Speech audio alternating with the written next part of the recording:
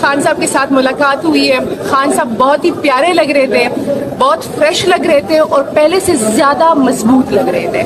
جب کیونکہ باہر ہو رہا تھا کہ داڑھی رکھی گئی ہے, یہ ہو رہا ہے, تو جب میں اندر ہوئی دیکھا تو خان صاحب نے کلین شیو کی ہوئی تھی اور صحت مند تھے, فریش تھے اور بہت اچھے موڈ میں تھے. جو سب سے بڑی بات کہ وہ ہنس رہے تھے, مسکرا رہے تھے, کھل کے باتیں کر رہے تھے. ایک منٹ کے لیے تو مجھے لگا کہ شاید ہم اٹک جیل میں نہیں بیٹھے ہوئے, ہم زمان پارک میں بیٹھے ہوئے, جس طرح خان صاحب کھل کے بات کر رہے تھے.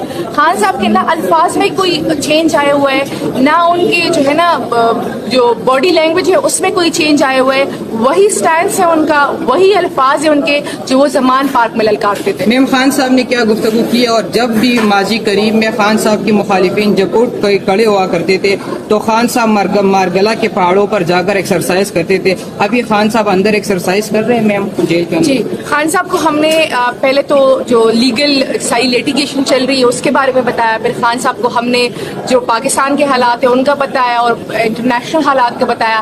ہم نے انہیں استور کے الیکشن کا ریزلٹ بتایا جس میں خان صاحب بڑے خوش ہوئے, اور خان صاحب نے کہا کہ جب بھی جنرل الیکشن ہوں گے پی ٹی آئی ایسے ہی کلین سویپ کرے گی. اس کے علاوہ جو لائڈز موومنٹ تھی اس کے بارے میں بتایا, جو باقی جو پارٹی کی صورتحال ہے, جو میسیجز تھے وہ کنوے کیے.